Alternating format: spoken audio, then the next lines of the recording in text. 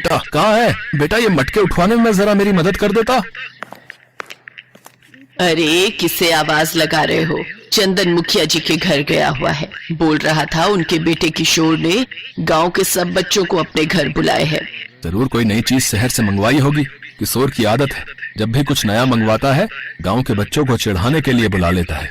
अब चंदन देखना, आते ही कोई फरमाइश रख देगा। वो आ गया। माँ बापू, आपको पता है किशोर ने हवेली में इतने बड़े बड़े 4 एसी लगवाए हैं। उसके कमरे का एसी तो मानो ऐसा चल रहा था जैसे बर्फ की सिल्ली पर बैठे हो। बापू काश हम भी एसी में रह पाते। इतनी गर्मी पड़ रही है, एसी के अलग ही मजे हैं।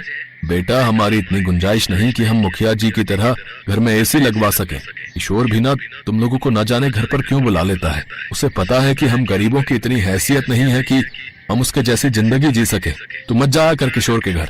अच्छा मैं घड़े बेचने जा रहा हूँ, थोड़े घड़े बनाने बाकी हैं, वो तू बना लेना। चंदन का पिता किशन घड़े बेचने चला जाता है। चंदन घड़े बनाने बैठ जाता है। घड़े बनाते बनाते उसका दिमाग अभी भी किशोर के घर लगे एसी में था। तभी उसके दिमाग में एक आइडिया आता है।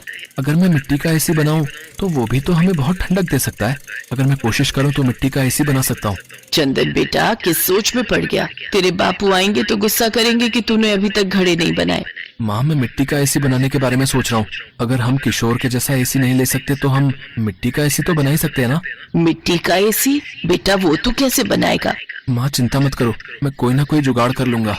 चंदन अब रोजाना अपने मिट्टी का एसी बनाने की तैयारी में जुट गया और फिर एक दिन चंदन ने बहुत ही बढ़िया मिट्टी का एसी बनाकर तैयार कर दिया। चंदन के माता पिता तो हैरान थे कि चंदन ने मिट्टी का एसी तैयार कर लिया है। चंदन अपने सभी दोस्तों को अपने घर मिट्टी का एसी दिखाने के लिए बुलाता है, जिसमें किशोर भी शामिल था।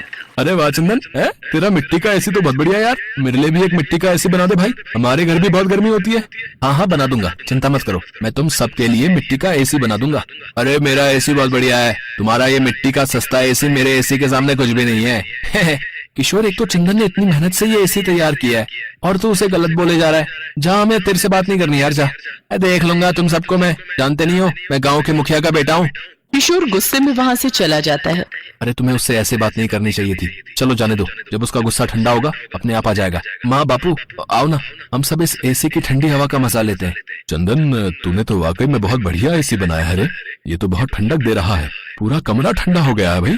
ठीक कह रहे हो, हमारा चंदन सचमुच बहुत दिमाग वाला है। पड़ोस के सारे लोग अब इससे ही ऐसा एसी बनाने के लिए कह रहे हैं। हाँ माँ, मैं सबके लिए बना दूंगा, कम से कम गर्मी में सबको परेशानी तो नहीं होगी। मिट्टी का एसी लग जाने से सचमुच गर्मी बहुत कम हो गई थी। आराम से चंदन और उसके माता पिता रात में सो जाते थे। पर एक दिन चंदन अपने माँ बापू के साथ बाजार गया हुआ था। जब वो वापस लौटा तो उसने देखा उसके घर की खिड़की खुली हुई है और उसका मिट्टी का एसी टूटकर बिखरा पड़ा है। माँ बापू ये क्या हो गया? हमारा एसी किसने तोड़ दिया? हमारे घर में कौन आ सकता है? क्या पता कोई जानवर घर में घुस आया हो और वो एसी को तोड़ गया हो। मैं तो खिड़की का दरवाजा बंद करके गई थी, खिड़की कौन खोल सकता है? पर अगर जानवर भी घर में घुसता तो और सामान भी तो छेड़खानी करता, और सामान तो बिखरा हुआ ही नहीं है, सिर्फ एसी टूटा है। हो ना हो जरूर किसी की साजिश है। तभी एक लड़का चंदन के घर आता है। चंदन तेरा मिट्टी का एसी किशोर ने तोड़ा है। वो हंसते हुए अपने घर के नौकरों को ये बात बता रहा था, तब मेरे बापू ने सुन ली। तुम तो जानते ही हो बापू किशोर के घर पर काम करते हैं। बापू किशोर ने ऐसा क्यों किया? मैंने उसका क्या बिगाड़ा था जो उसने मेरा एसी तोड़ दिया? मैंने कितनी मेहनत से बनाया था बापू। तभी मुखिया जी किशोर के साथ आ जाते हैं। अरे मुखिया जी आप आइए आइए। किशन, मैं तो किशोर को यहाँ माफी मांगने के लिए लेकर आया हूँ भाई। किशोर बेटा सबसे माफी मांगो। मुझे पता चल गया है कि किशोर ने चंदन का एसी तोड़ दिया है। ये बात मुझे इसकी माँ ने बता दी है। भले ही मैं गांव का मुखिया हूँ, पर मेरा खुद का बेटा गलत करे ये मैं कैसे बर्दाश्त कर सकता हूँ? अभी ये छोटा है, मैं इसे अभी तो समझा लूंगा ताकि बड़े होने तक इसे सही गलत काम की पहचान हो जाए। किशोर बेटा तुमने चंदन का एसी तोड़कर ठीक नहीं किया, चंदन से माफी मांगो।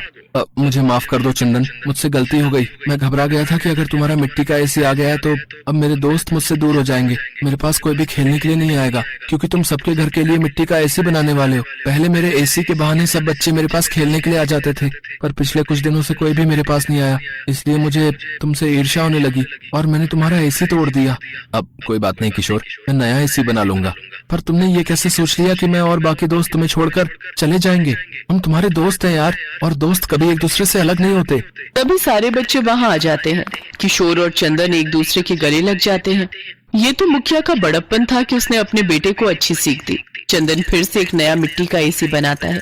चंदन खुश था कि उसने एक बार फिर मेहनत करके मिट्टी का एसी बनाकर तैयार कर ही लिया। चंदन और उसके माता पिता बहुत अच्छे स्वभाव के थे। उन्होंने अपने पड़ोसियों की भी मदद की और भरी गर्मियों में थोड़ी राहत मिल जाए इसके लिए मिट्टी का एसी बनाकर उन गरीब गांव वालों को भी दिया। सब गांव वालों ने चंदन की बहुत तारीफ की।